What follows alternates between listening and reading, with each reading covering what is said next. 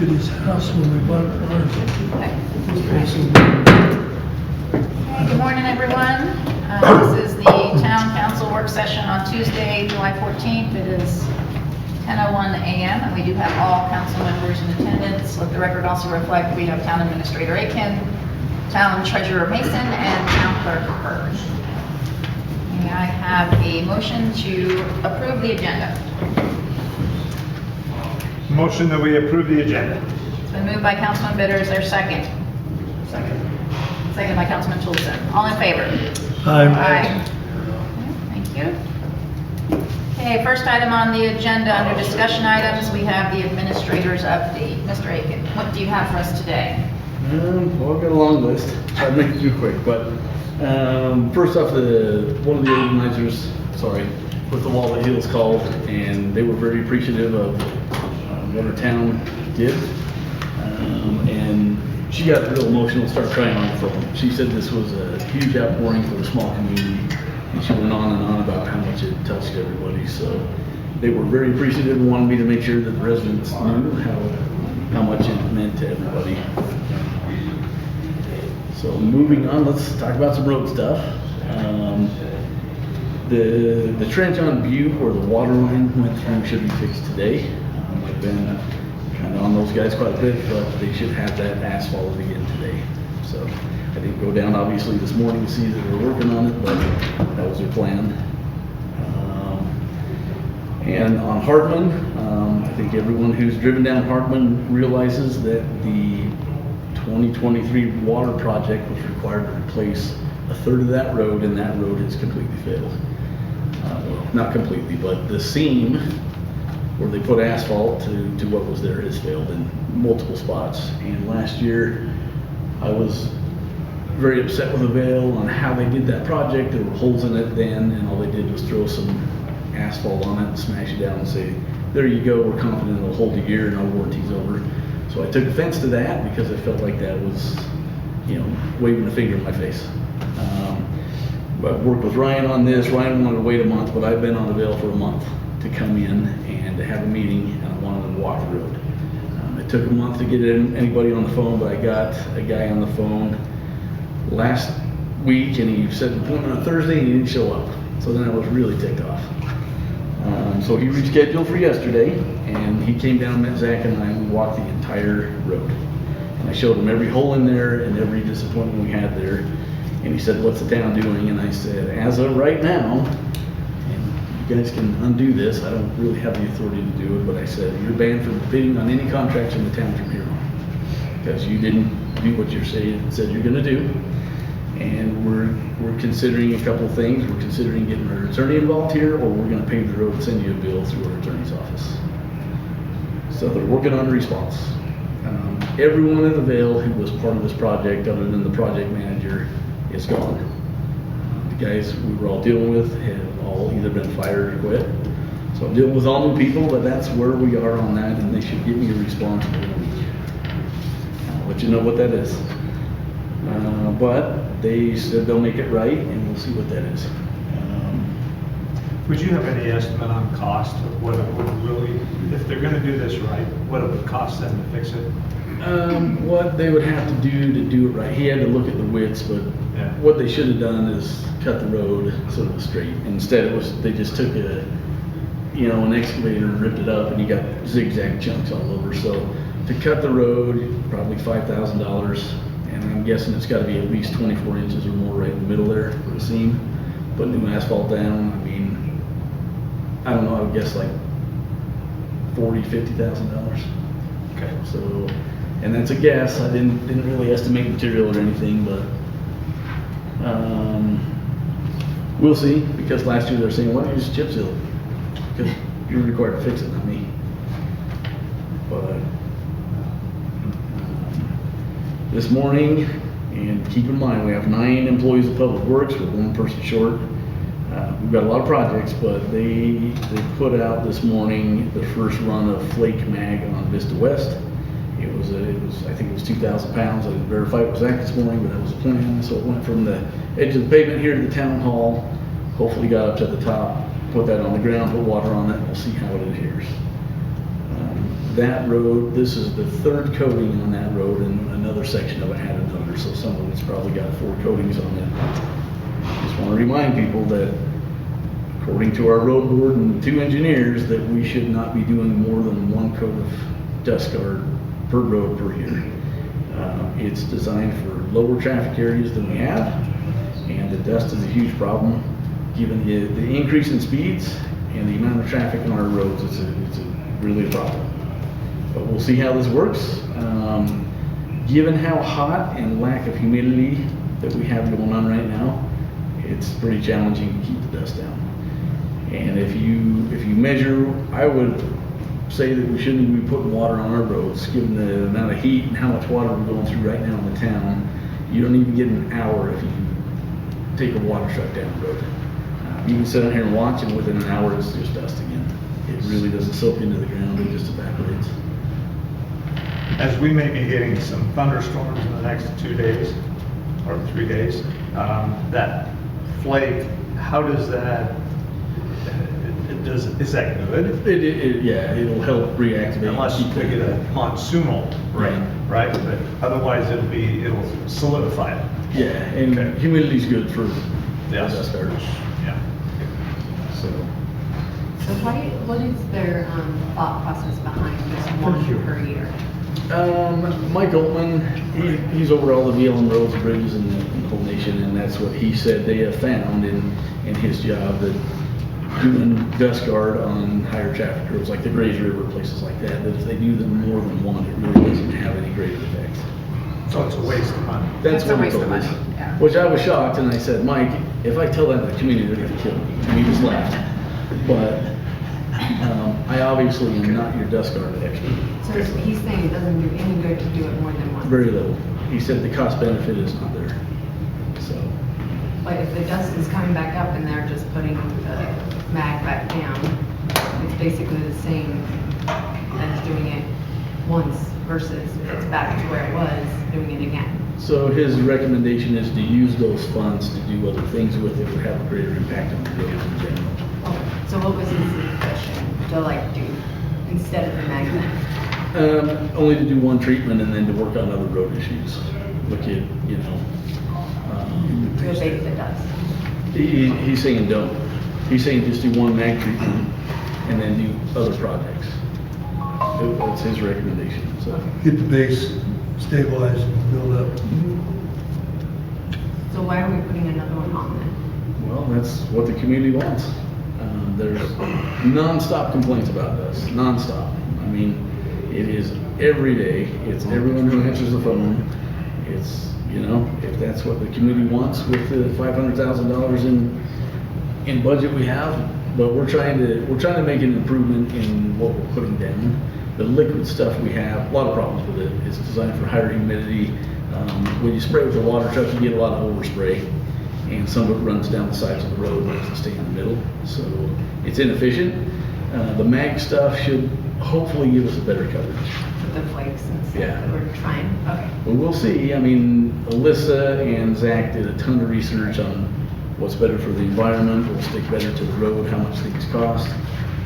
There's some nicer stuff out there, but it costs probably 5 or 6 times what we're paying now. Not really feasible. So we did a lot of research. This is our best bet, and we'll see how it goes. So if you look at Vista, if you travel up there, the road's turning black.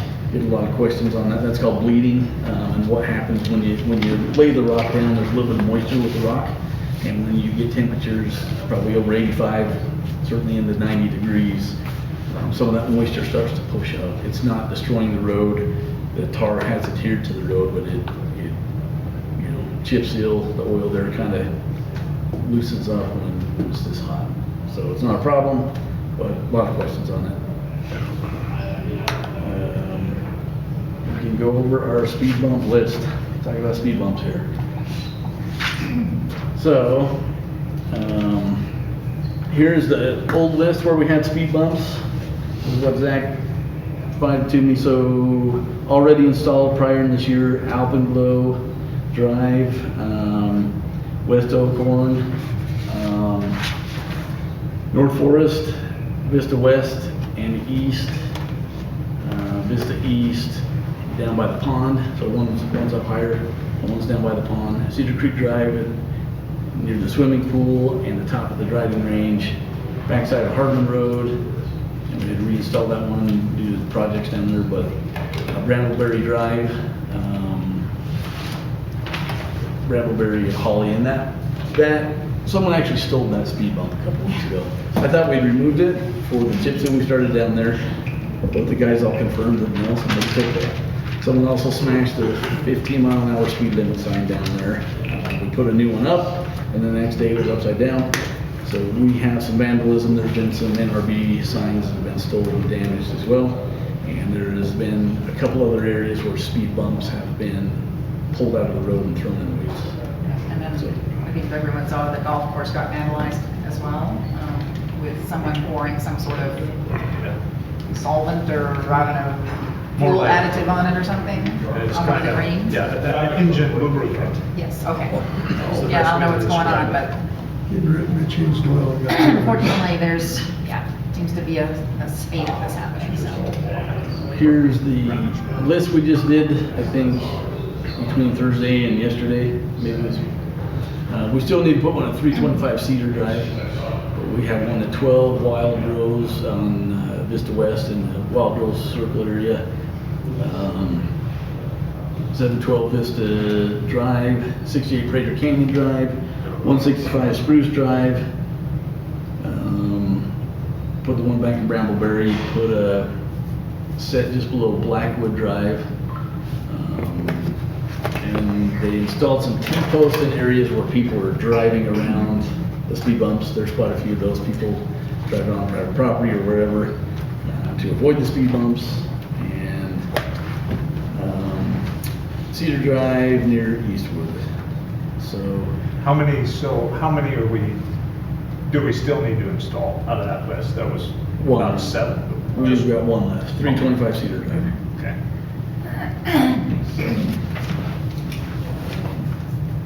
So we're around on speed bumps. So Zach's also gonna put out traffic counters for 7 days on Vista West and Vista East towards the bottoms of the roads. Not up high, but just above Town Hall here and just after you turn off of Vista. Though I don't know when the last traffic count was done for sure, but it's been a while, and I would dare say we've got significantly more traffic on the road. 2 years ago. 2 years ago. Okay. So we'll see what those numbers say, and I don't know what we'll do with that information, but we'll see what we can get there. I guess last time those were out, people tried to mess with them. Somebody tried to steal the signs, so Zach's gonna try to pull them down as best we can. But we'll see what they're digging just to search out lines and make sure they're not hitting stuff. That didn't prove to be 100% effective though, and still some things were hit. But I don't know if we have any questions for Mr. Heath, but they hired a vac truck company to come where you have a power box, the big green boxes. They used the vac truck to suck around there to make sure they knew exactly where the lines were before they started any digging. That actually prevented one that probably would have been hit without it. And he wouldn't let them dig till they found it. And it took 6 hours, he said, to find one of those last lines. Some of the other problems are things like there's a lot of old lines in the ground, and when you try to locate them, sometimes the locators are tracking an old line and not a new line, and there's kind of a plethora of problems there. But it was a great meeting. We appreciate them coming in to help, And we're sorry for the inconvenience. You know, it was a joint effort between us and LBE to, try to sort this out. But the big factor is they had multiple abandoned lines and all the towns were tied in the same place.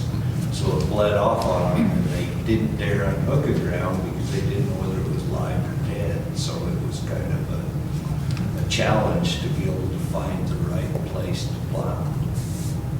One of the questions I'm getting, because I'm up on the north end, you've got your stuff all in the ground and you've sent the information out for people to sign up. And they're wondering when they're gonna start putting the fiber optics into the homes. Up where you live, I believe we have 24 in front of us. And I think we've done 80 something. So it's in the works. We have 2 crews that are out in that area right now, and they're gonna be shifting down here to south of Vista. We'll finish up the splicing this week, and then we'll be turning up down this way. Okay, I'll tell them that. And in talking to CMC, they plan to be finished in Plat 5 a week from Friday. And I stopped and visited with them today, and they're gonna be done plowing today, so they'll just be setting that. And that's it? It's all done, or is there No, something there's still still, remaining? there's still gonna be some residential tie-ins all over, and I don't know what else. Yeah, we'll just be doing drops to the home. But that's fine. Yeah, the major, just getting the fiber laid. Yeah, it's gonna be a great day when they finish it. How many of the drives to the homes will have to cut across roads? We will not cut any roads, we're gonna bore everything on this end. And is there some, I think Trevor, you mentioned this, some kind of additional work getting done, where some of the work last year by Crown on the north end is getting fixed, where there were sort of depressions and things where they did the trenching, or am I, I believe them have been addressed. is that all done? Yeah, we had them, there may be a couple out there, I don't know, Taylor's shaking his head, but, Yeah. they came in and it was difficult work for Crown, with Crown. It was great to work with Silver Star, but they did come in, we had a big list, and they've hit the majority of them, so there's still some out there. And I would, for next spring, right, so after the winter, if we have similar issues on where the work was done on the south end, do we expect you Yes. guys to come back and, We will address it, okay, yes. thank you. And if there's some still up on the north end we need to address, let me know, and we'll take care of Okay, great. So I had a question of why the vendors' materials have been in our first responder area. We don't have very many areas where we can have anything stored. But it's not ours, right? It's The theirs. equipment over there? Yes. Yeah, it's theirs. Yeah. So to help facilitate the project and get it moving along and get it completed as quickly as possible, I told Lincoln Park over there, there's more equipment over there than Corey told me he was gonna put there for sure. And we had to chase a couple of campers out of there that were part of their crew, but that has helped speed the project up. So I again, just wanted to mention, like, I think at this point, it's very obvious, we should have some type of impact fees, as it's unfortunately impacting our residents, to bring this in. And I understand we want to keep a friendly demeanor with all of our vendors, but it gets to a point where I feel like we're kind of being taken advantage of to some degree when our people are losing power, and I realize now things are being done to, be more proactive, but it's kind of after the fact. And so that's where impact fees and such come into play to hopefully mitigate some of that. Offering up our facilities to someone, I think that's actually more of a council decision too, especially for 2 months. So I just think that that's to be mentioned with anybody else coming in as well. Okay. I would point you towards our franchise agreements that we have. I got one for Lower Valley and one for Silver Star here. But it does specify what the process is if we feel like there's extra fees or anything. So these were, the Silver Star one, I think it was June 19th, 2019, and it's valid for 10 years. So to change any terms in there is a fairly substantial process. As I mentioned before, franchise fees are different than impact fees as well. So it's a franchise agreement. So they're different than an impact fee. And it specifies what the Should be relationship is specified. between the utility and the town. Yeah, after the fact. After they have already been in, the fact that they're doing work on our roads and in our easements and our right of ways, completely different. No, that's what the So franchise what does it agreement. say about it in there? It basically enables them to come in and do their utility work into the town. That's what the agreement Yeah. covers. It has access, Mhm. but it's not helping with the impact that it has on our citizens, is what I'm saying. So I mean, I can send these out, but it I have does. them. Okay. So if you've read it, then it does state what they can and do and what's allowed. if there's additional impacts, there's a whole, it's on, I think it's section 7, talks about what you have to do if there's a discrepancy. There's a whole process and they have a certain amount of time to respond to it. But I'm not sure that what you're asking would be such a simple task. If you think it is, I mean, the council can discuss that and try to do whatever you want, but I think. Well, I have tried to discuss it before. I'm just saying that at some point, it seems that our citizens are more impacted by it than they are actually gaining, especially at this point when houses are losing electricity and businesses are losing money and electricity, just, and then our roads, the impact on those as well. So, yeah, I'm just saying, I feel like the franchise agreement doesn't cover all of that. And so we could impose impact fees as well. Well, if that's something the council wants to do, you can, Put it in the next contract. yeah. It should be there. If it's not, that's the fault of the contract. Should have been there. Well, they're two separate things. No, they're not. They've got to be in the contract. I'll find the definition. There's not a contract for their work today. It's not a contract, it's an agreement, and it's different than an impact fee. Yeah. Pass. And a lot of towns have them.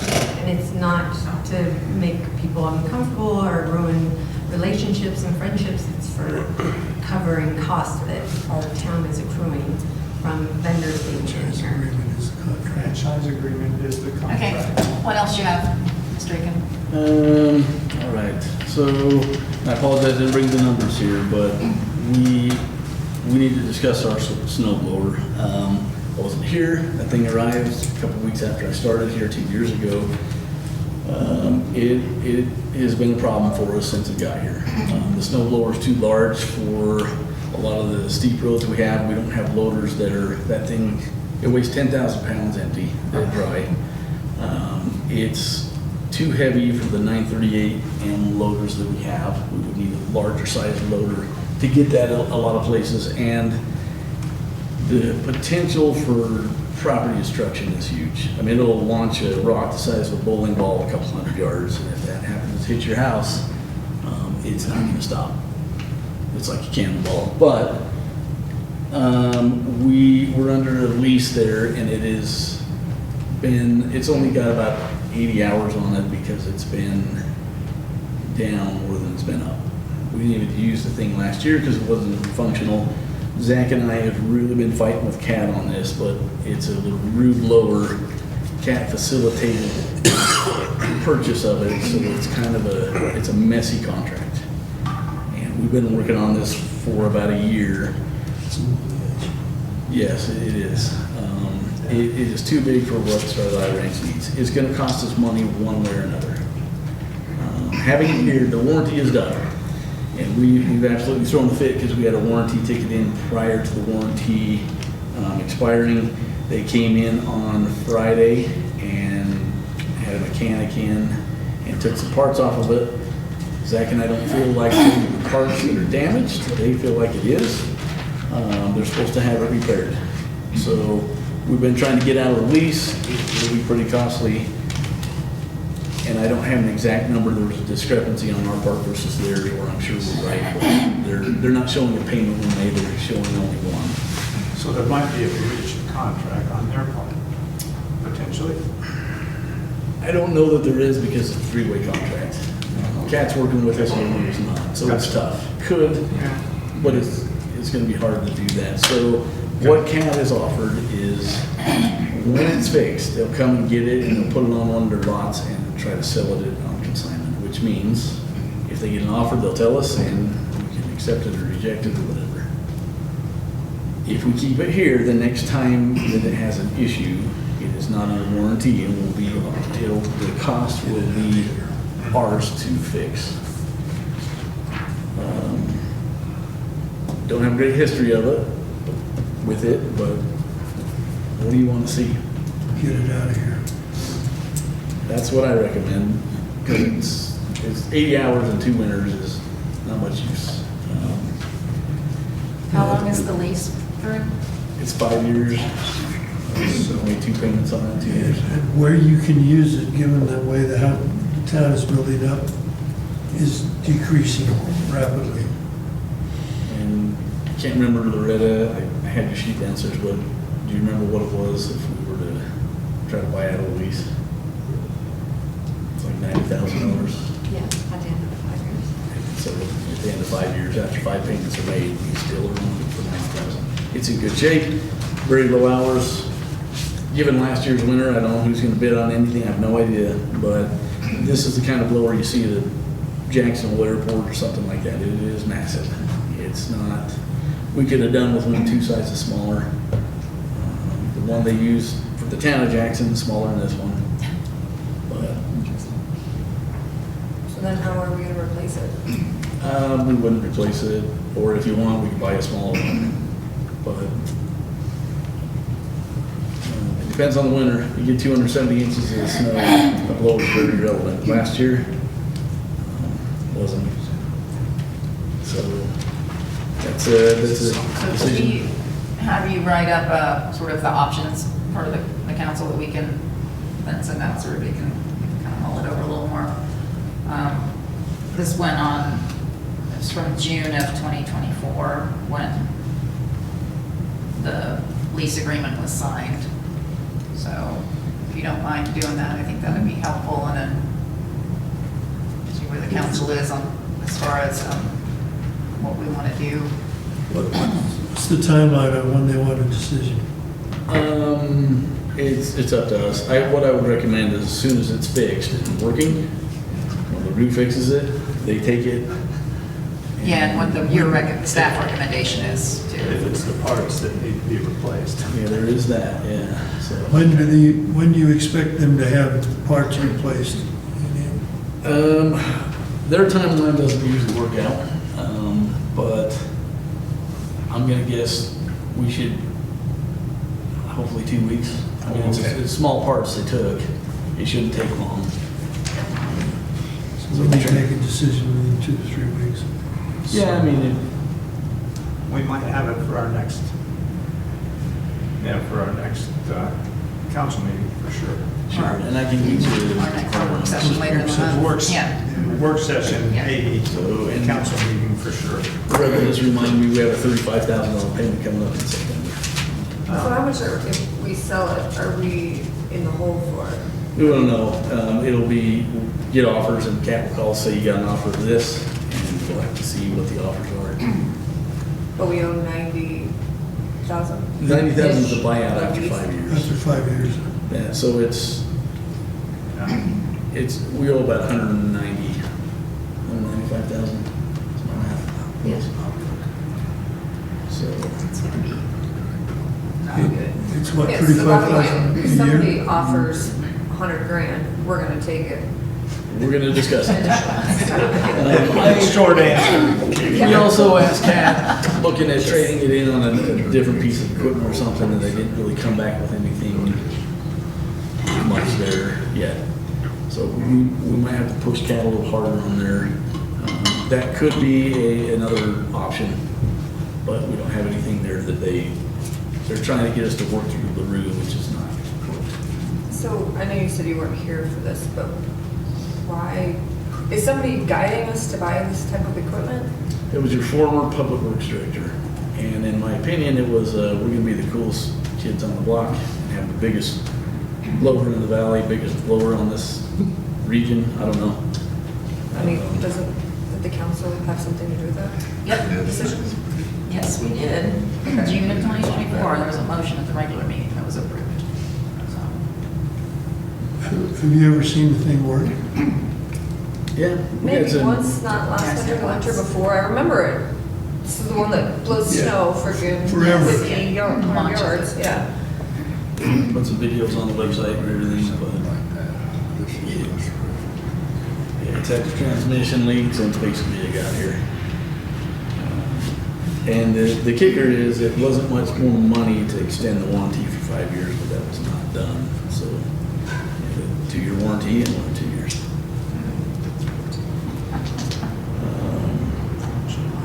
If we want to move on to water here, I plan on sending something out here in the next day or two just to remind residents that it's hot and dry and ask them to consider conserving water, limiting how much they water grass, shower time, on your dishwashers when they're full, that kind of stuff, because when you're at 90 degrees, our spring's currently around 230 gallons a minute, give or take. We can go through a lot of water when everyone's got their sprinklers on. So the rest of the west is on, most areas around us are on critical water conservation orders. We're really not. We have water. It's just we don't like to see the wells pumping this much water all the time. Our water meter installation projects moving on. We've got plats 1 and 2 are now completed. I think we're about 236 meters installed so far. We're finding more and more problems that slow the process down. We found more meters that weren't reading, or ghost meter, we've got meters out there that aren't in the billing system. So the paperwork side of this has been a nightmare for Loretta. Glad she's still here. Hasn't pulled all her hair out yet, but it's been a problem. I think that the amount of loss we're seeing here, we need to consider not doing some other projects and just getting these meters figured out in the ground. That is the top priority. When we're actually billing all the water going out, I think that will make a major impact to our water budget. But at 236 meters out, we found quite a few problems. Have we found that they're working, the new ones that we're putting in? Are we seeing the problems that we thought we might, as far as like seeing an increase in water usage and stuff like that? Are they catching any of that, or? It is hard to tell year to year. I mean, like right now, it's 90 degrees, so it's hard to say how much did you use the last couple of years versus this year. And one of the things Loretta and I talked about is at the end of this month, the meters that are in that have been in for a couple of months, to do like a snapshot of what the billing has been for the 2 months they've been in versus what the same period was last year and maybe the previous, just to see, to try and get after a little bit of, is there a difference? Is it billing more or less? That's not a fair comparison. Well, we're trying to do sort of a snapshot of, what it might be, right? And just to use, I don't know what else to compare to other than the same period the previous year. Until you have a full year, it's going to be hard to get a really We have 3 years of comprehensive data look. on all Yeah. the old meters. So if you wanted to, you can give me that data. I've got it in an Excel spreadsheet. Yeah. So if you get new data, we can put it against the old ones. Just see. Again, it's going to be, Yeah, not you would until we expect have it to be more- higher, right, probably. right. But, yeah. And then with the, how hot it is, I don't know how much that's going to skew things Skews with down. water usage, but We we were can at least take a running, look. we were running 4% problems with the meters before. Are we still running about that on the 230, or has it gone We're up? higher than 4, yeah. We found one with straight pipe, bypassed the meter, no meter, We found several that are paying the base rate fee and now paying for the water, the 6850 plus usage, so we've found a few more of those. But, huge project, and we need to get this fixed. It slowed down just because of all the problems we're seeing. What projects were you thinking of putting, like, on the back burner to complete this? Well, we delay some of the road stuff. I mean, that's basically what we do here. But I would think we need to get these water meters in complete the whole project. and when you say the road stuff, is that the rock base or is that more than chip seal for 21? Both. And we still have the rest of 5 to finish. Yeah. So, and we can do whatever you want. I mean, if you tell me where we want to go, that's fine.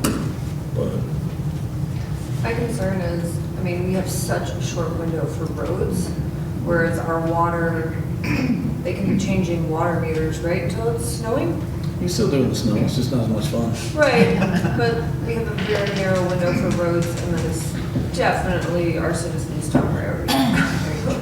So I would Until they don't have water. not like to see us divert from roads simply for water meters. I understand your perspective, but that's where I lean at the moment. Okay.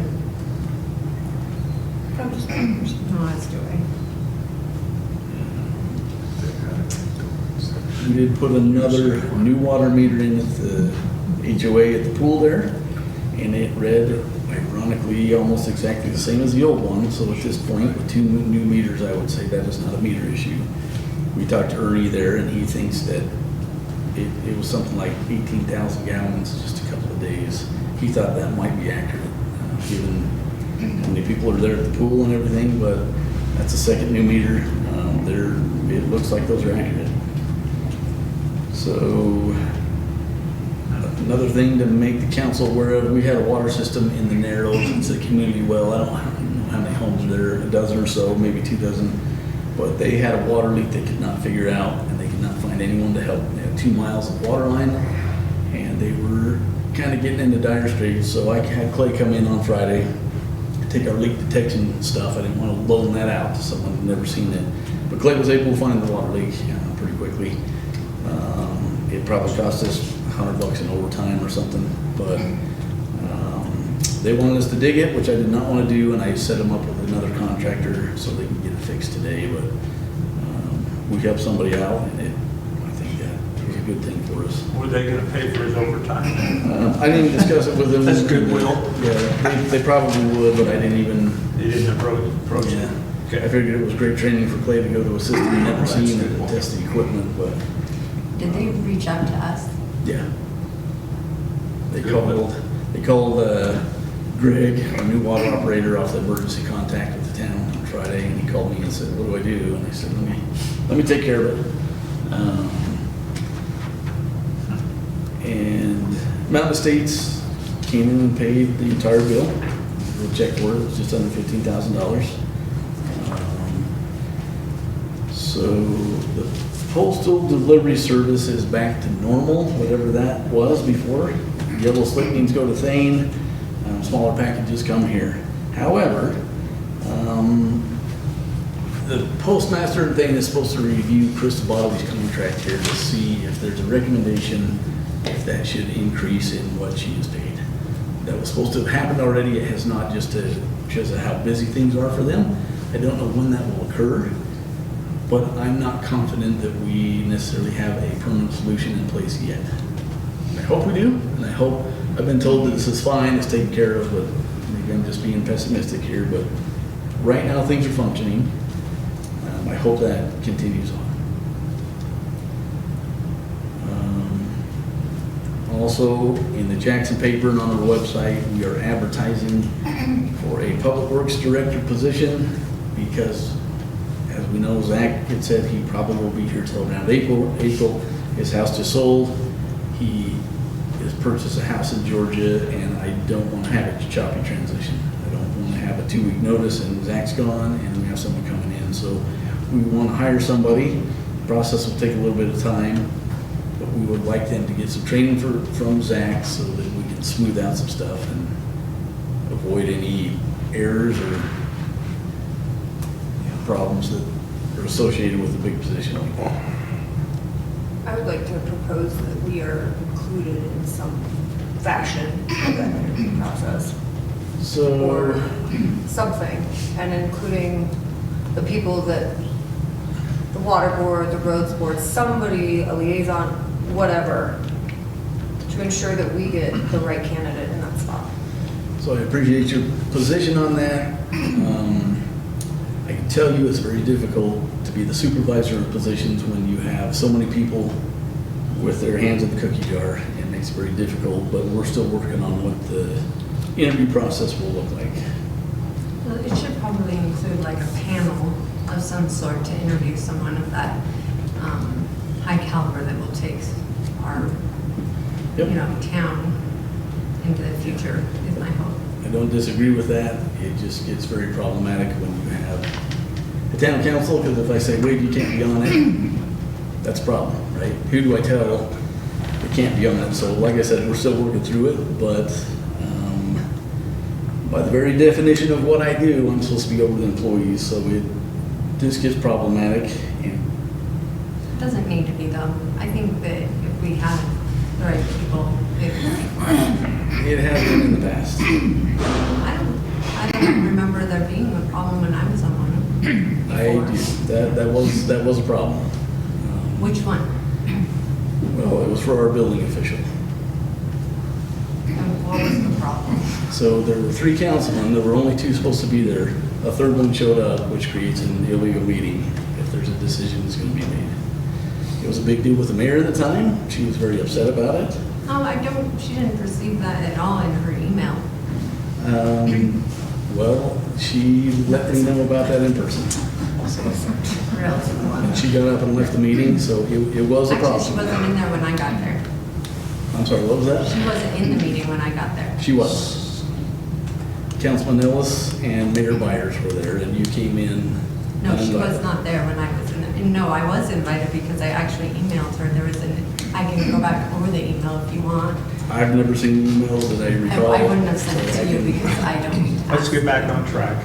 So, excuse me, this is It a doesn't matter. discussion, so it So, does matter actually. if because it was you have insinuating them come something in, That wasn't correct. We would even, just to meet them, that would be great. Fair enough. Before a final offer goes out, kind of thing. Not as maybe an interview, that'd be my request, just because I'd like to get to know them.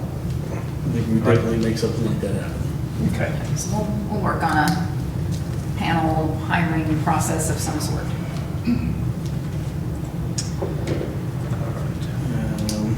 And we do have a summertime special municipal officer who's been hired, Alan Elkins.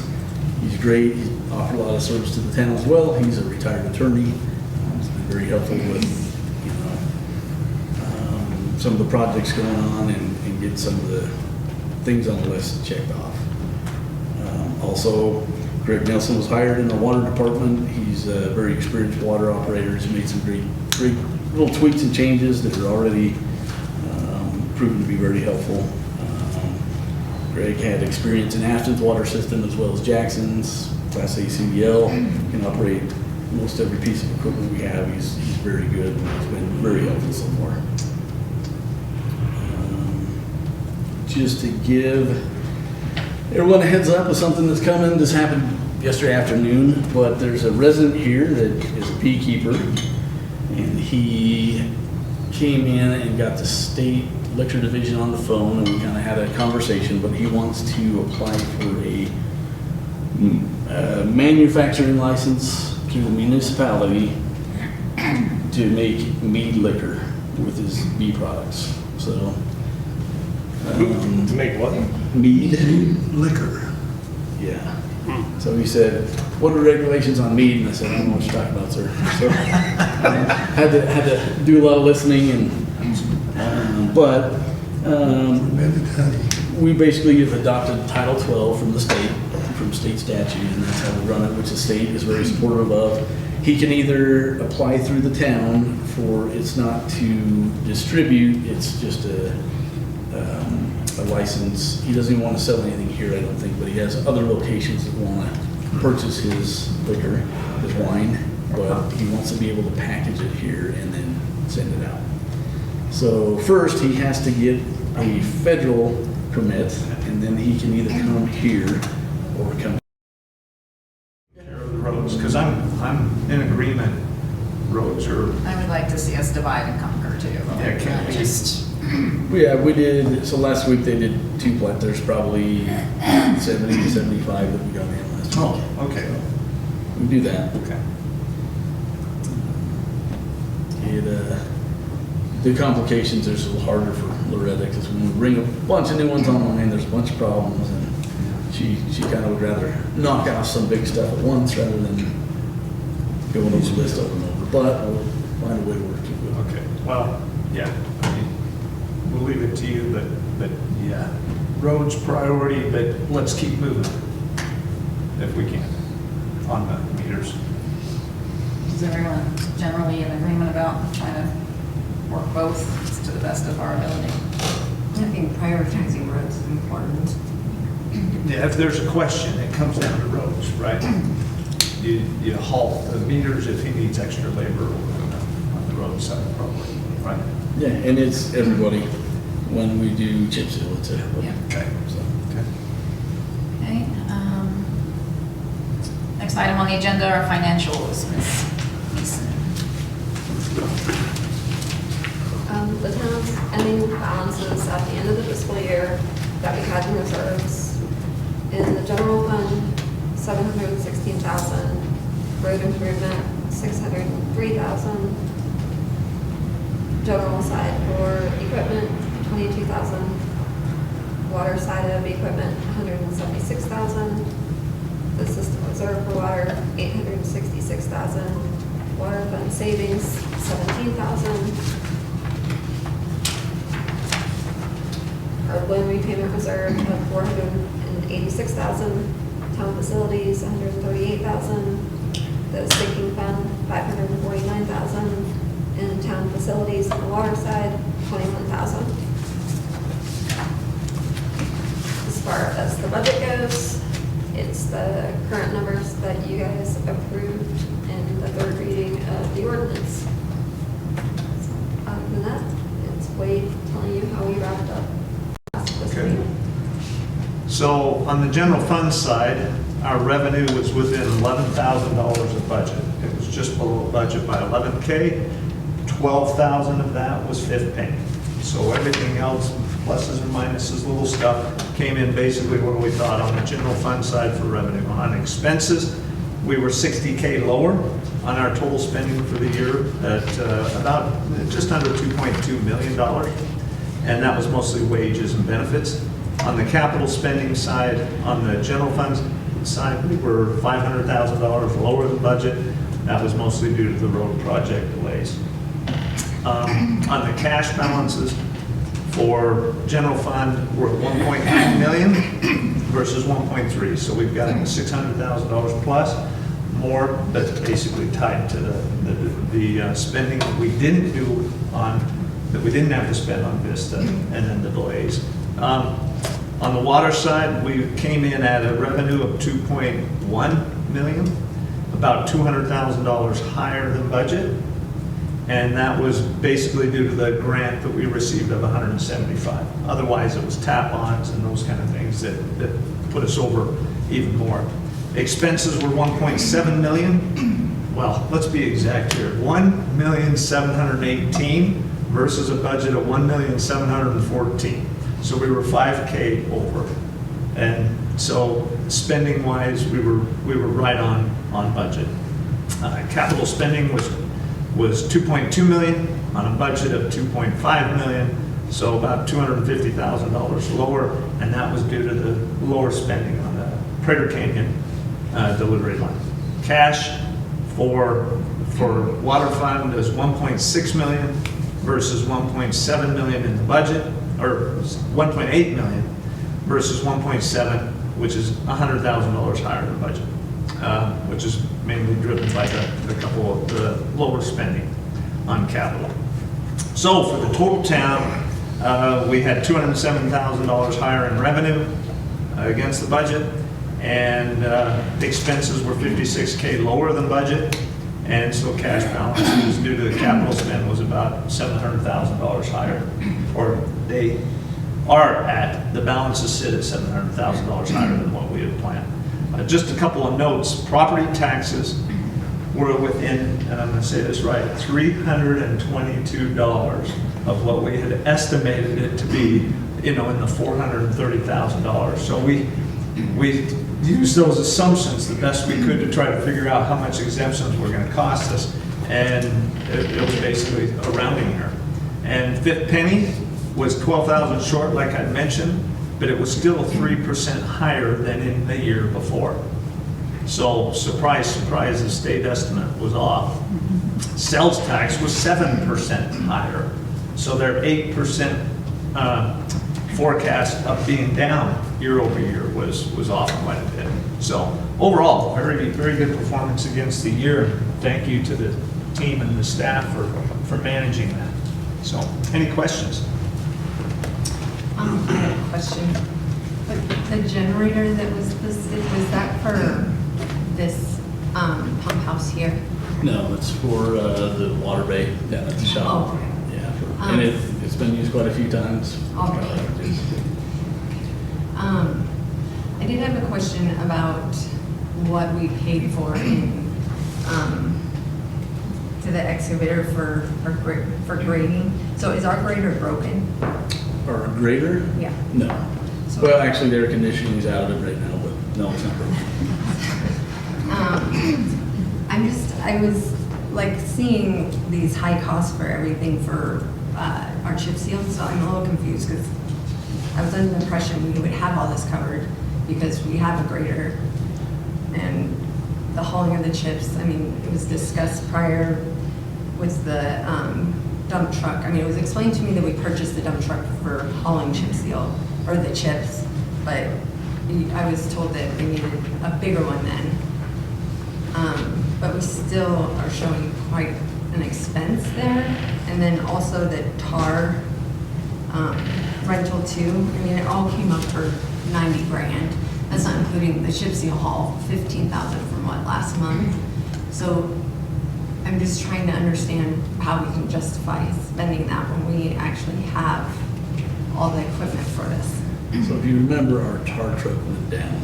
We had to ship that out and have it repaired, so we were unable to use that, and we had to pay a tar truck to come in and lay the tar down because we couldn't do it. Okay, so that was $80,000 in It that. was- I'm yeah. just trying to understand why we couldn't wait a little bit, because I know we also paid the overtime to have them come on Friday. I mean, it just seems like there's a lot of added expenses that when I understand like vehicles break down and such, but even that, we just bought a $20,000 trailer and then I see that we hauled the truck.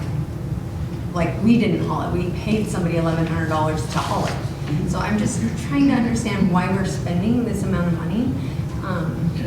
when So I feel there's- like there might be a, There's a lot of complaints about potholes and dust and everything else, and we have a limited amount of people. So if we need to send someone over to take a truck and spend a day to haul something over, we can, but it reduces our efficiency with other projects here. And the council, in all of our discussions, wanted the chip seal project done as much as possible prior to the beginning of this fiscal year. And that's what it took to facilitate that. And I know you don't seem to follow what the dump trucks we have do and what they're purchased for, but if we use one or our two little dump trucks for a chip seal project, there's a lot of downtime. We're waiting 30, 40 minutes for the next truck to come, so let's go back to the shop, load, come back, so. I understand. It was explained to me why we purchased it was to save the actual money, not the time. So I think that was the misperception there when I was explained to me about it. But the chip seal, the $2,300 that was hauled, so that's just from where they dump it to, then to where we're chip sealing. Is that correct? I'm not sure what you. So we spent $15,000 to have them haul the chip seal here, and then I see $2,300. Maybe that's just additional chips, or is that from hauling the chips from wherever we put it here on the ranch to wherever the place is that we're putting the chip seal down? So I think you're looking at a trucking cost where we're using another truck to hook up to the chip spreaders. We're using our truck and then swapping out with another dump truck so we can keep the project moving forward instead of waiting for our. Where it says haul chips to spreader, we can't use our own dump truck for that. We can, but there will be a lot of downtime, like I'm saying. So a project we could do in 6 hours. We were getting 7,000 gallons of tar out in 6 hours. That would take us more like 12 hours. Okay. All right. I think we had kind of discussed as a council doing it, like it may have to be done in July, the whole chip seal project.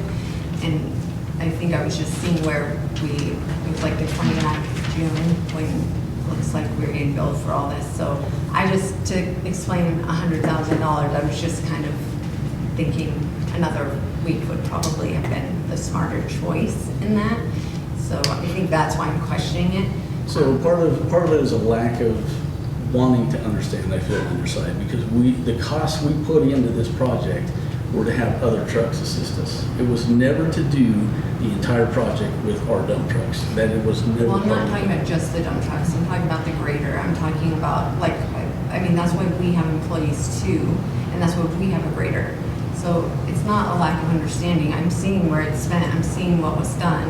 You know, we delayed fixing the potholes and finding the water valves as well, which, I mean, to my understanding, that's something that's usually done prior to putting the chip seal down.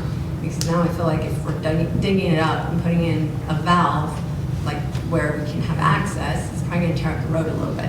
So I think I'm just seeing that maybe the model isn't playing out the way we had assumed. You can't put the cap on the valve until the road is done, because then you run into a problem of trying to line your chip seal or your asphalt to the top of whatever that concrete You is. locate it, and you usually have They were something out of located. the ground, and No, you're chip sealing don't around take it out of the that. ground. Yeah, because it actually weakens the road to start digging into a chip seal road now. And that's the same with potholes. I think that's my concern as well.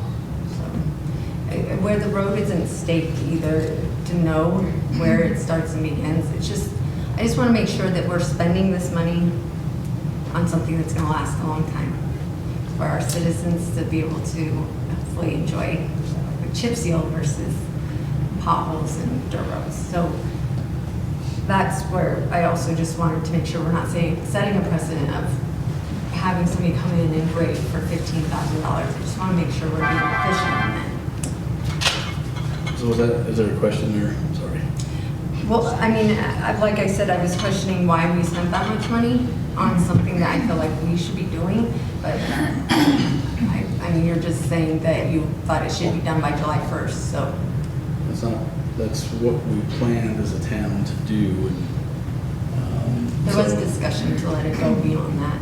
So And it is, and we did not complete it. It's still. I know, yet we didn't complete it and yet we spent that much money. So is our char truck that we just bought last year, is that one fixed yet?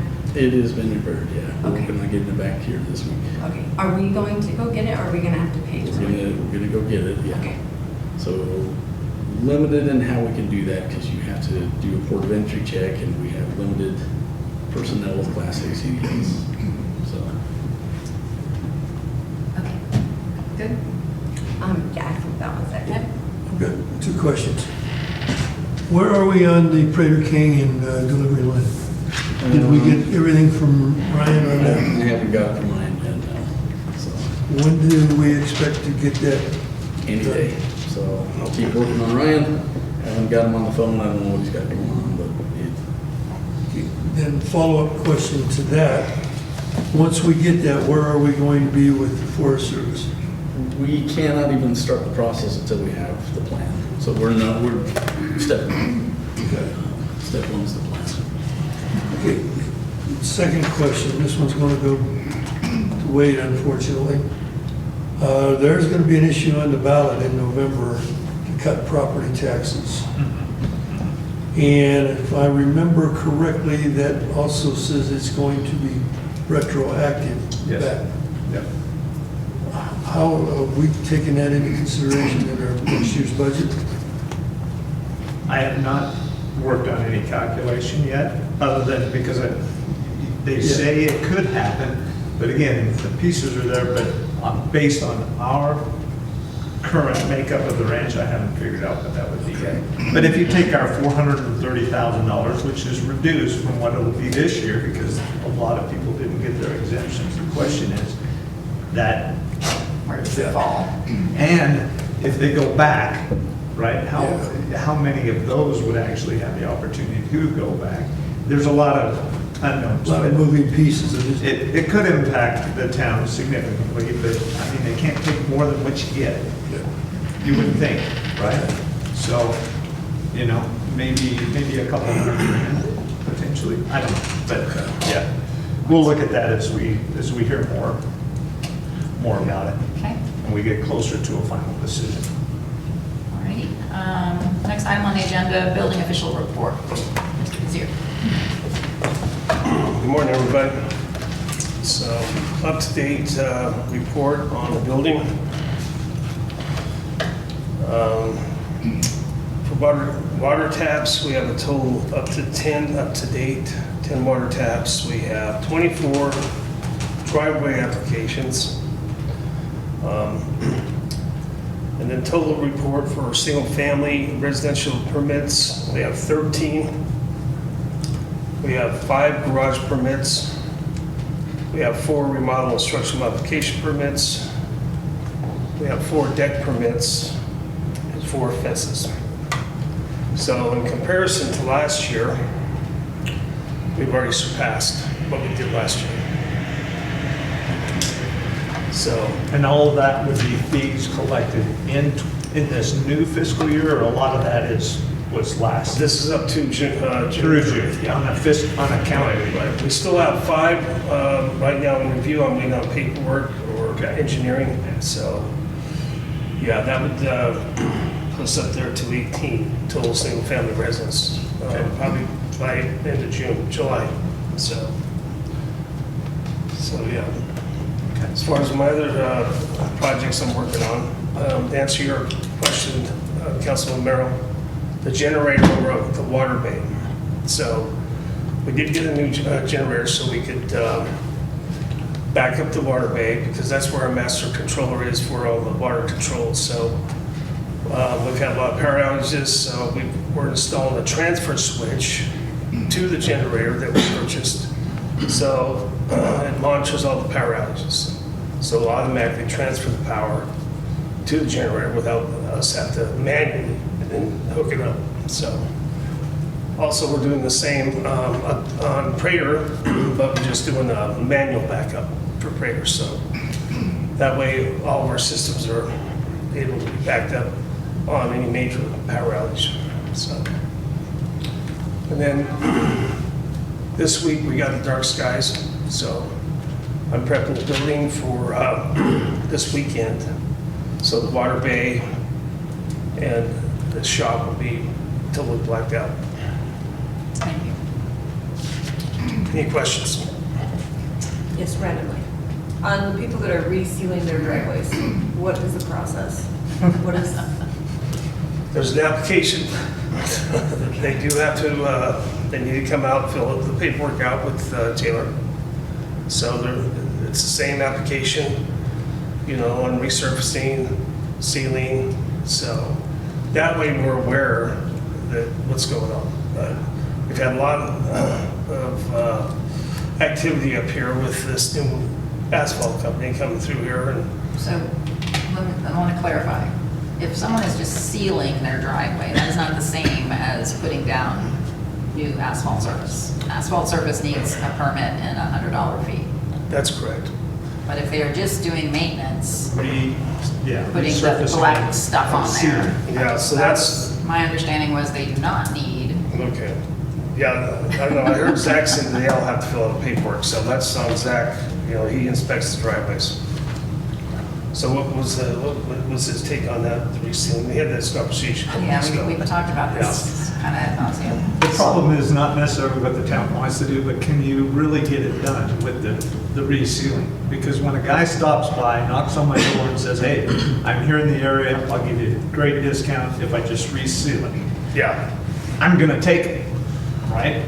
That's what I've done for 13 years now, and because again, I don't have the time to run down to the town, fill out an application, wait for approval, because the deal is gone. Yeah. That's the reality of And reseal. So the issue we had with that one contractor that was in here, they were putting asphalt down. Yes. They were not, it wasn't just sealing, Yes, right? agreed. These guys were going up and down Cedar Creek and everywhere else with their truck full of asphalt, doing people's driveways, and that is something that needs a permit and needs a fee. Resealing does not put anything additional into the right-of-ways or Yeah, anything. right. It's just a maintenance item on the top. On the existing Yes. asphalt. so is there a fee and do they need an application? well, for the resurfacing, yes. Which is new asphalt. If they're just Is it putting just the, resealing? they're just sealing, they don't. Okay. Yeah, just put a roll over the top of it, they're fine. Sorry. They can go paint their driveway with whatever color they want. Okay. Just so we can, yeah, I know. It's surprising It's how been many, confusing. everybody's been on this one because they have been All the contractors are out canvassing and the about doing neighborhood, that. yeah. So it's just, And can I say something real quick? I do know down in the office, like Taylor is very specific to ask, are you just resurfacing, are you resealing, putting oil on, are you putting asphalt? And she's been asking specifically so that when they do tell her, she charges them or she says, oh, you're just putting new oil on, then you don't need an application. That's how we've been doing it downstairs. yeah. Anything else? Thank you. Thank you. Have a good All day. right, thank you, Scott. All right, next item on the agenda are ordinances, so let's take a look at those. 2606. Fence. Hey, it's the golf course fence regulation. Finally gonna get that one read tonight, so get that one moving. We talked about it last time, we've tabled it a couple of times. I think we finally have it where we need it to be to move forward. And if we need to make any other verbiage adjustments, we do have 2 more cracks at it after tonight. So that is what 2606 is. 09 is, okay, 09's a new one, but it's basically an administrative one. It's the business regulations for alcoholic beverage licenses. And it's basically taking the fee out of where it's specified in the ordinance, because we've done that elsewhere, and this is one that just hadn't gotten caught yet. So basically it's refers it to the fee schedule. So that is really just an administrative update on that one. Does anyone have any questions on that one? Just because I'm It's probably just in charge because- of yes, two of these. yes. Is there, I mean, it doesn't really affect me. At what point can the town, is it a set fee from the state, or how is that fee determined? I want to say I had to do a lot of research on this, but now I can't remember, but I want to say there is a set fee. I'm not positive on that, I don't want to. Just, you know, for future. I gotta look and All of a sudden, you guys. Yeah, we'll confirm that. I don't recall it changing, at least since I've been on the council anyways. It hasn't but- changed in 6 years. Okay, so then you would know. So, So generally, the fees are based upon the demand form in the area. Well, yeah, but there's also a population situation with how many are issued in each town. That's true. The number is one thing, and then the fee is, Right. We'll have, we'll get an answer just to send out so everybody's I was just aware. Yeah, no, good question. Okay, so those are new ordinances. Old ordinance, I believe, 7 is the last reading of adding the alternate member to the water utility board, and there have been no changes on that one since the first reading. It's pretty straightforward as well. Okay, moving on to board reports. Councilman Merle, I don't know if the Finance Advisory Board has met. They haven't done it.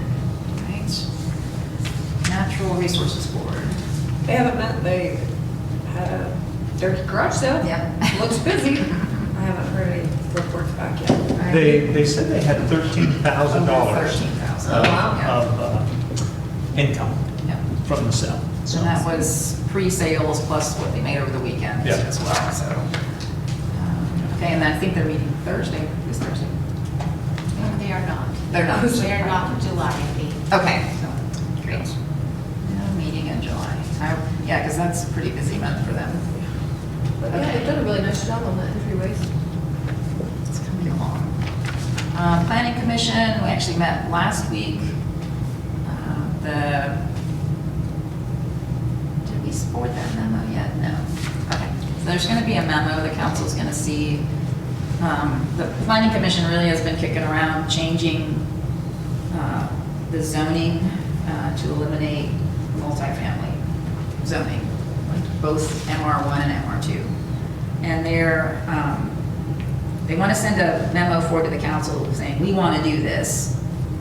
And they're interested to know, is the council going to be supportive of making that change? Because if they want to strip out MR1 and MR2, it's going to be a lot of changes throughout a lot of different ordinances, and they don't want to put a bunch of draft ordinances forward if that's something the council really doesn't want to chase.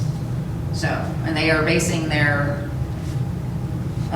thought process here largely on the recent annexation, that we went through, and the feedback from the community on whether or not we should have multifamily in the town. And the only way multifamily currently would be used is if it was an annexation of property, because there's no existing multifamily zoning in the town. So I told them I would bring it up and get sort of a general. If these lots, I mean, this is the only place that I would see some housing above commercial. And those I mean, are would that zoned as be- commercial, That right? would be different Yes. look than the rest of It would the be, area. so since it's commercially zoned, there's the conditional uses. And currently in commercial zone conditional uses, it doesn't allow for dwelling space, but that is a conditional use the council could change if we wanted to. But that would be how that would be handled, so it wouldn't Okay, have to so get not really. rezoned. And we don't have mixed use zoning here in town. We have multifamily, commercial, and the other one, so any residential or any living space in commercial would come under a conditional use, so, the way I understand it. I'm on board. Yeah, no, the instant feedback would be, yeah, let them. Drive on, Yeah. okay.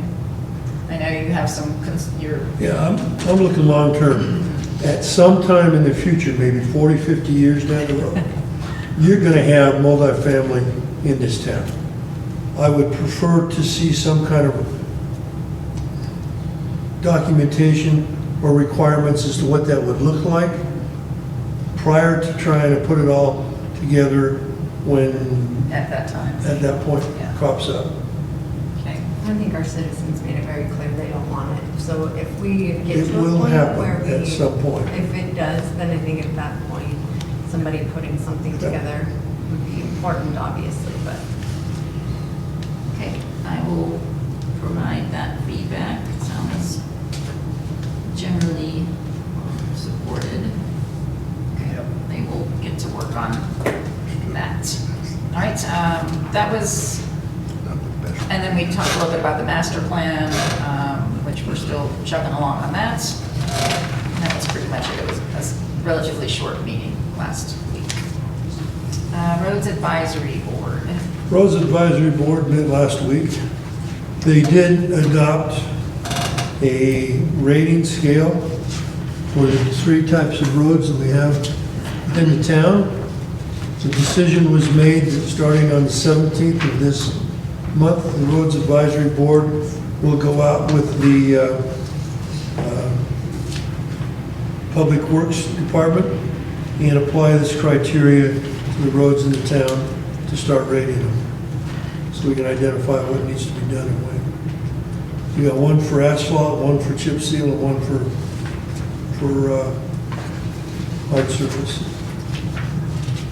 And this rating, the PACER, I don't know if that's how you say it, the Yep. acronym, I forget what it stands for, but this is something that Mike Oltman is very Came up familiar with, right? Yeah. Yeah. It's, I forget where it was developed, but it's used It's by a national. lot of municipalities and Yeah, it's elsewhere to help national. rate your roads and to kind of make it more objective. So. Okay, anything else?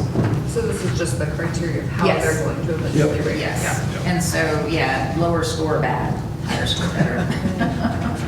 When you put them all together, I think that's how it works. Yeah, and they're right? looking at 4 different criteria for each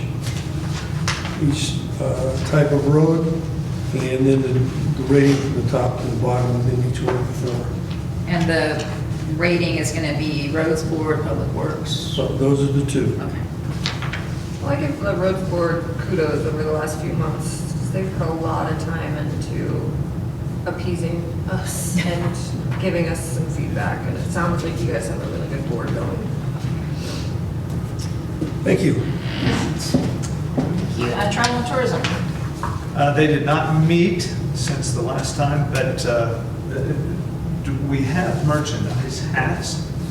And I don't know if the council members or those that are significant volunteers, they have a hat for them. I just don't know how many have come and picked up a Not very hat yet. many. We have been dispersing quite a bit, actually. Barb actually took them to the Walnut Hills, and she's been taking them to other things as well. We've got a little ongoing list of making sure, specific ones we do know is volunteers. If there's volunteers that we don't have on the list, please let us know, because we may have just missed you, but, yeah, they are. But that's it. That's- There's so the council may remember last work session, I believe we talked about some additional criteria that the Travel and Tourism Board recommended to go into their grant application to cap the grants at $10,000, et cetera, et cetera. So there's a draft of that revised application that will get out this week.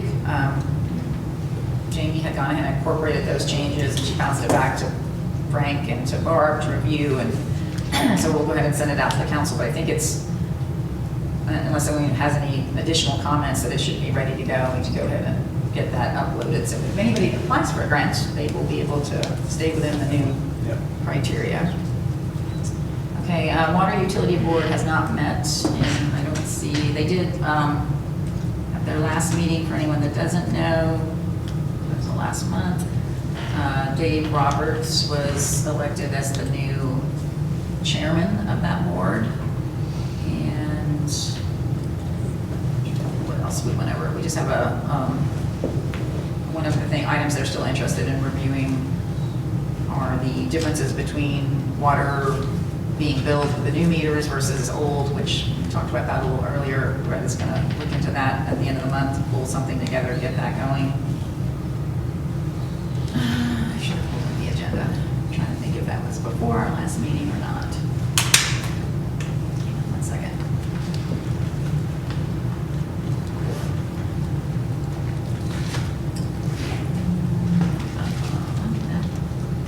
Okay. There it is. So let's go on this.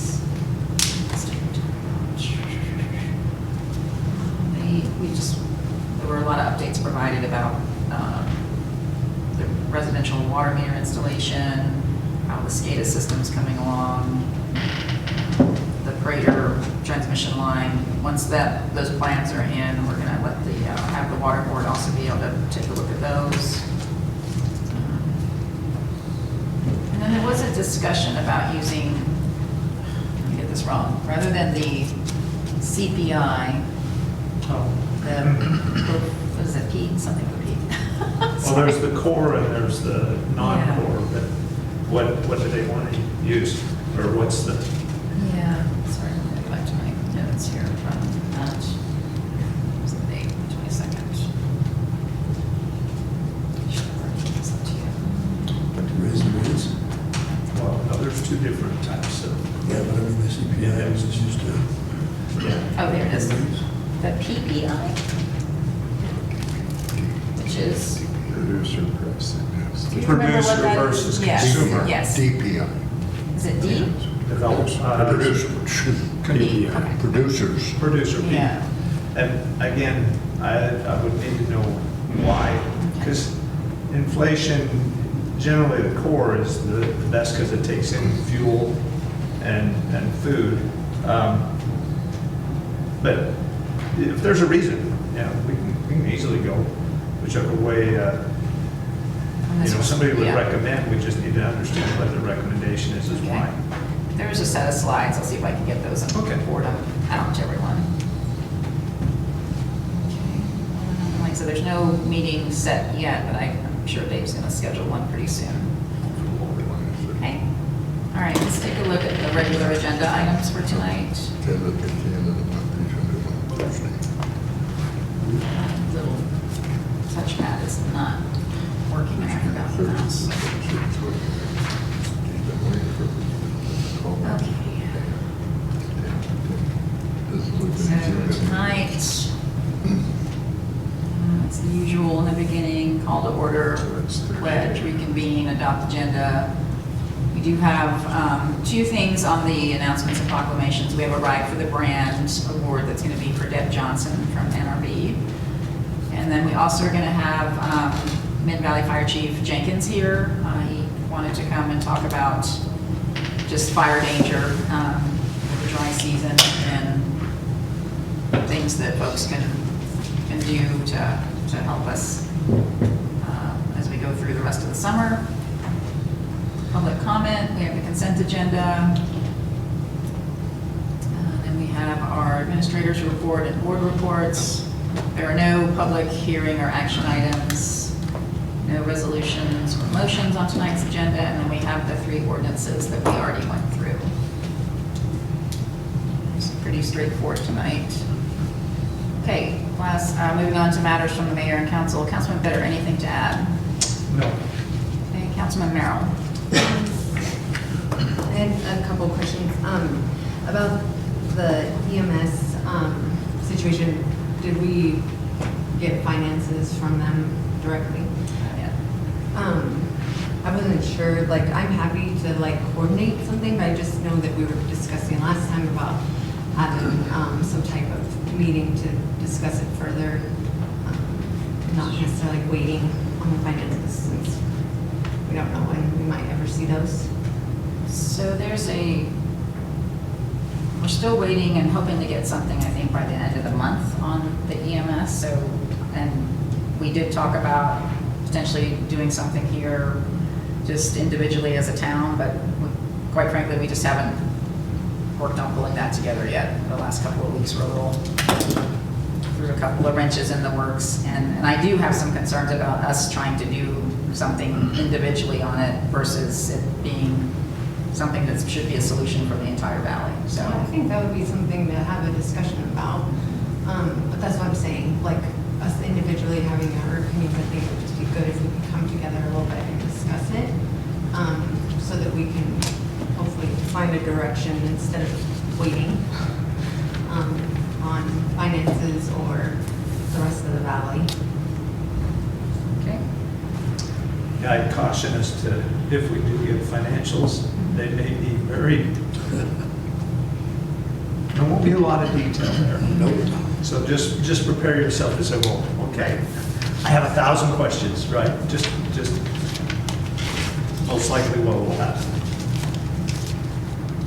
Okay, anything else? Yeah. So, I was wondering, was there a planning committee or something set up? I had a citizen ask me and I was like, I don't know anything about that, so I wasn't, when I watched the planning commission meetings, I wasn't sure if that's who's going over like the multifamily housing or if it's the same. It's the same. So it's all in the planning commission doing it? Okay, correct, yes, okay. And then I had a couple things. I had a citizen ask me about our short-term rental ordinance. So is anyone against taking out everybody having signage that has a short-term rental on their actual building? I thought we had kind of started the online program where people are putting into the short-term rentals or the addresses and everything online so that people weren't walking up to short-term rental homes to see all the signage, but it's still in the ordinance. So I didn't know if there's a reason we weren't taking it out or if I can take it out and present it to you guys. Is there, I mean, I don't know that we've heard from any of the property owners directly about that being a concern. Well, I've been around it for almost a year now, so. But from the short-term rental owner, I know you've brought it up a couple of times. Yeah, about concerns I don't with own signage. one, but No, I've but I'm- heard from short-term rental owners, Okay. and that's why I brought it up. And I mean, and we started the online program, which is really helpful and good. I think it being there, it doesn't necessarily need to be on their home, because usually they're wanting to go to their home, like, or they're wanting to complain or maybe talk to the property manager, and so going up to somebody's property is probably just not the best thing. So that's why we started the online thing, which is great, but I don't think it needs to be redundant also on the house, which might also cause a safety issue. So if anybody is against it, I just wanted to hear your opinion on it. If there isn't, then I was hoping to speak it out. I mean, I think it's useful to have something that someone could walk up to if they need to have a number to call, Onto somebody else's property. if they want to do that. So, I mean, if it's a short-term rental, it's typically not occupied unless it's one that has, you know, part of their house that's being rented out, so. But what does the rest of the council think? I want to think about it and think through what's the pros and cons of each of those. Because I can see why, but what's the offset? Yeah, and I mean, it's not unusual to have the signage. Other communities that have short-term rentals do it. So we're not doing something unique in that way. And it was another way to try and provide Information. neighbors or other people that are having concerns about the property, if they wanted to get a hold of the manager or the property owner, then they would have another way to do that. Especially if it's on a weekend when they can't call town hall and get a phone number. But isn't that why we posted it online? It only has the address. It does not have contact information online. Oh, we didn't put the property managers? No. We just put the permit numbers and the addresses. Oh, do most people have them up? So last summer, I know Jacob, the part-time SMO for the summer, had gone around and I honestly don't know how many are actually doing it though. Yeah, I know Alan's working on it right now. There's some that don't. Yeah. I think most people do, but not all. All right, so let's do this. Please, everyone, council members, mull it over. I'm gonna put it on the work session agenda for the next one. And if there's if everyone feels like we don't need it anymore, then we'll put that forward in an ordinance update, so. Okay. And then I did have an SMO actually come to walk by my house and inform us that we were supposed to have our dog on a leash while it was on our property. So I think just letting them know that they also seem to relay some information about another case that involved a dog with one of our local residents, which I just feel like isn't really tactful in their approach, because we all know each other very well here, so when things occur, we know who they're talking about. So I just think them being aware of that etiquette would be good, that it doesn't need to be, other people's information doesn't really necessarily need to be disclosed, even if they're not meaning it badly. It's still a small community. I also had multiple citizens bring it to my attention that there is a house that has someone shooting in their backyard as like target practice. So this was information I was trying to disclose in a private meeting, but didn't have time. So I know we don't necessarily have laws or ordinances against it, but there is certain Endangerment Act laws and also just nuisance laws for our citizens. I don't think that's something that they really want. What type of target range is it? What are they shooting? So it's my understanding they're shooting some type of pistol, I think, and it has a silencer on it. And it's alongside. So it is a firearm type thing? It is a firearm. Not a pellet type? No, it was not. And I mean, that wasn't the way that it was explained to me. Or a BB type? And we don't have an ordinance. No. So the question becomes, should there be, So- and how far does that I ordinance think go? Like with The whether resident, it's- whoever it is, needs to file, if they are concerned, they should file a complaint. Yeah. We actually get pretty regular questions, and when I first came here, I told a resident you couldn't discharge firearms in city limits, and Kathy laughed. And she said, so it should be the ordinance, so. I assumed wrongly, but this is something that realtors ask, this is something, there are quite a few people here who harvest deer in their backyard, whether it's a firearm or bow or. Well, the bow is interesting conversation, right? Because you got arrows flying I've through seen the that. air. So. it's Arrows or bullets? non-common. Yeah. I'm Within surprised. the city We don't limits, have I an think ordinance. that's the situation. So, and I mean, I'm happy to work on an ordinance. I'm not anti-guns by any means, but I do understand like where we're living within certain families and such. I just don't think that There's people that use pellet guns, right, to scare a skunk away or Yeah. something like that. I wouldn't necessarily call a pellet gun or that, even a BB gun, that's to me not a firearm. I grew up with a BB gun. I went everywhere with a BB gun, but I think with our population now and with certain families, it can be, Be good to have yeah, it something. can cause some strain, so. something. But if the council thinks it would be better dealt with an ordinance too, which most towns do have one, I'm happy to put something together and present it that way as well. And as far as citizens complaining, I mean, they can file a complaint, but I think when they are discussing things with their council or bringing it forth, they're trying to go as passively as they can because we're all neighbors. So I think that's part of it as well. So being respectful of our neighbors too. So. One of the things you probably need to ask the individual is if they're sure it's firearm, because the BB guns and pellet gun replicas right now are identical to the actual firearm. Look like it. Trevor can tell you about some of those nightmare stories. But, you know, it's I an don't interesting think it really- question. In this case, I know that the few people that came to me, it was clear that they were aware of what it was, so I don't Okay. think that's the problem. Just bringing it to the council's Okay. attention as well, but I can bring forth a firearm ordinance. We have to go to that extent. Normally, it's just common sense not to be firing near a Agreed. main road or anything of that sort, but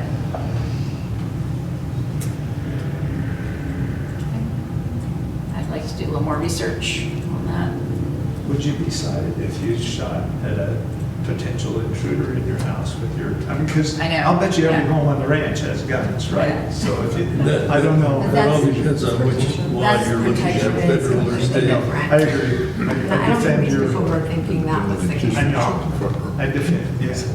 Okay. It's just, I'd like to do a little more research on it, so, Yeah. with the town clerk. Okay. Anything else? No, no. Councilman Tools. Just kind of regarding the candidate, I know you sent me an email back, basically saying, from my understanding, keeping it neutral. I have no problem keeping it neutral, but there are a lot of citizens, we have a lot of people on our ballot. So should I recommend to a citizen that's interested in hosting a Q&A session, like, stay neutral, fine, I can say not at Three Canyons, not in the HOA room, not in the barn, I don't, me trying to host something that's supporting for our community to make the right decisions in November is not the right decision, but an educated decision in November, to me, I'm not trying to step on anybody's toes, I'm trying to help. So, what should I recommend to the people that want to hear from candidates? I don't think we have any skin in the game as far as if someone privately wants to put on a forum, they can do that. You know, as I said in that email, us putting information in our newsletter is, you know, granted, everybody's bios were great. You know, no one was up there trying to be on a soapbox about anything. They were just like stating who they were, what they, you know, were going to be trying to move forward with if they were elected, et cetera. I think all that's fine. There was no, to me, it wasn't a campaign platform for anybody. But doing more than that, it's just not something the town should be doing. We will do a candidate night in September, which is, sounds like it's going to be hosted by Star Valley Independent, though it's not going to be the town doing it. So, and that's been the format that's been done the past couple of elections. But I would just say that if you're hearing from people and they want to know more and they want to put something together, that's up to them to do. I just thought for the HOA to do it, it was a great turnout. I thought there was a lot of interaction. Our community wants to be involved, and yeah, I can. I mean, maybe the HOA should consider doing it. Like for Well, the- that's where I'm just like, Yeah. should I ask, put that in their ear, or is that me taking the wrong steps? Like, I feel like I'm trying to make this a betterment for our community, like an election. This shouldn't be so like overthought. We're just trying to get all the candidates out to talk about what they're wanting to do. It Yeah, and I shouldn't be mean, a- that's, to me as well, that's, anybody that's gonna run for office, that's their responsibility, right? And if they've got people that wanna support them to help them get their word out, that's great, so. Okay, anything else? Everything else has been answered. Good. Yes. Nothing else? Yeah, we talked in the past about putting together some kind of an ordinance in terms of trying to keep the land to a point where we don't have to worry about wildfires, taking off the fire type of ordinance and clearing off dead wood from some of the empty properties. Is that something we want to see a draft of a ordinance on? I think Alyssa had some recommendations she got to me, and I got it forwarded on So We have a lot of lots that aren't maintained, right? Empty lot, and there's a lot of debris on them. I mean, I would volunteer to go into them if they gave me permission. We talked about this, I thought it was at this meeting, but the NRB was weeds, similar situation where I thought we got feedback of like, no, it's Yeah. private property, like we can ask people, Totally but I agree. feel like it's this, we're walking that same line. I mean, I would prefer that we just take care of the weeds and the lots, but I think we got some feedback. I don't know if Kevin gave us feedback on that. I can't remember who. It was pretty much like, nah, I don't want to touch that. Is there a way to get permission? I think that's where I was going. Yeah. Is there a way to try to reach out and say, would you be interested in us helping you clean your lot? Well, does it have to be from the town? Maybe it would be better, or like a committee type, just Could be an because like NRB. yeah, well, Or would it- separate? I'm wondering, does it need to be separate from the town completely to make it less, because like we have an empty lot next to us, we call the lady who hasn't been there forever. And we've told her, hey, you have a leaning tree, can we cut it? And like, it's usually verbal that way, but I don't know if that's. Okay, we do have an ordinance on we weeds. do, yeah, so. Yeah, but people that don't take care of them, we can't just go into their lot and take care of them for And then them. we'll find them. Yeah, The weed ordinance, though, is very problematic. It says if there's a Sure does. significant infestation, and I'm not aware of a legal definition of what that is, and this is just the entire lot, so that one could be shored up a little, would help with that enforcement stuff. But it's at least a start on the weeds one. So you're basically asking, should we put something in ordinance about, as far as for fire? Fire protection for the town, or whatever you want to call it. Wildfires. Did- You said Alyssa had already put some recommendations together. I think so, yeah. Yes. Could we start with that, maybe Yeah. forwarding those around to everybody to see what they say, and then, see if we You need got a to take copy the of it? next step on that? Yeah, I'll look for it. Is that what happened to you? Okay, anything else?